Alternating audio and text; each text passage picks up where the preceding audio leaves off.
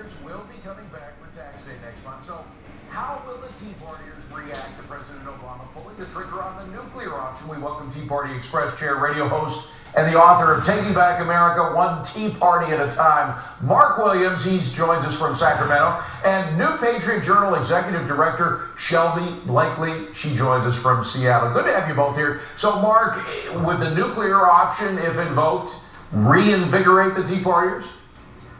Well, they don't need a whole lot of reinvigorating at this point. It seems like every day or practically every hour, something new comes out of Washington that just reinforces that what we're seeing here is real. I mean, there's no adult supervision in Washington.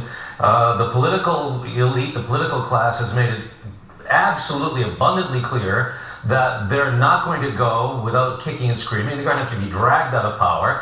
And beginning on March 27th, we at the Tea Party Express are kicking off the next tour in Searchlight, Nevada, Harry Reid's hometown, with Sarah Palin. And we're expecting to increase the population of that town by 4 or 5 times minimum. By the way, I got to ask you, Mark, since you brought up Nevada, what about is there a particular candidate that you're endorsing? Because we just had one of them on. Yeah, you had Susan. She's great. I mean, all Danny and Susan Engel, and they're all great. We're, as an organization, we're staying out of the primaries. I mean, this is up to the people of Nevada to figure out who they want to represent them. I just carry the message from the other 49 states. Please just do something about Harry. Well, Shelby, let me go to you. How much of what is happening among Tea Parties now focuses on what's happening with healthcare? Well, for us, healthcare never really went away. If it was important enough for them to drag the Senate into session in the middle of the night on Christmas Eve, there is no way that it became mathematically feasible for them to just have it go away in the middle of January and February and then have it come back with a bright-eyed, bushy-tailed nuclear option. It never went away, and we never thought it did. We understand that if we look away for one moment, this will pass because they are so close and they think that they have the right to do it. Our job is to paralyze that specific legislation until we can kick them out in November. Well, that's an interesting point. So you're trying to prevent anything from happening until the elections, although we should mention there is a time between the elections and the time that they're inaugurated as new congressmen and senators. So they could still get something done. Some people may want to go out in flames, you know?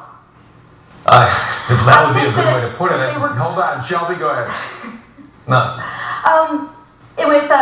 When it comes to invoking the nuclear option and when it comes to this particular legislation, our job, do Tea Party people want healthcare reform? Yes. Do they want it brought to them by the IRS and the DMV? No. Right, so our job is to push healthcare legislation that will make sense to actual people, actual doctors, and not actual bureaucrats. Well, Mark, I spoke today earlier to Bart Stupak, a Democrat who is very unhappy with some of the abortion wording in the president's bill, the one that basically is similar to the Senate bill.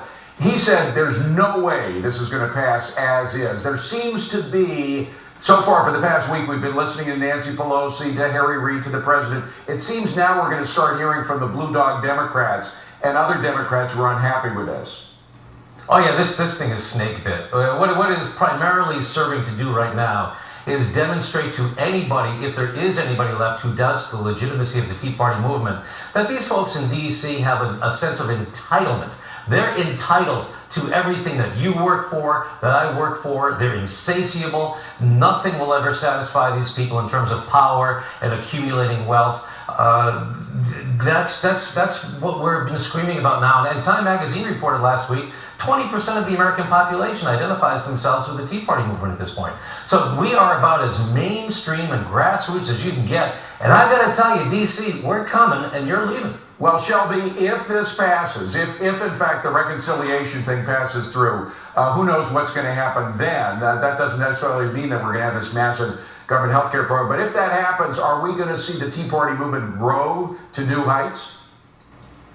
We have already seen it grow. At Tea Party Patriots, as of the beginning of January, we had 1,000 groups under our umbrella.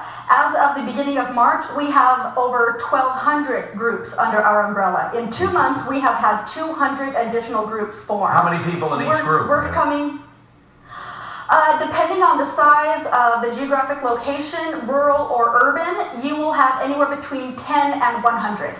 Okay, all right, so it is growing now. Well, we'll see what happens. Mark Williams, Shelby, Blakely, don't be strangers. Come back and see us. Appreciate you coming in. Coming up on deck, another hot Anna takes tennis by storm, going from #1 in the world on the court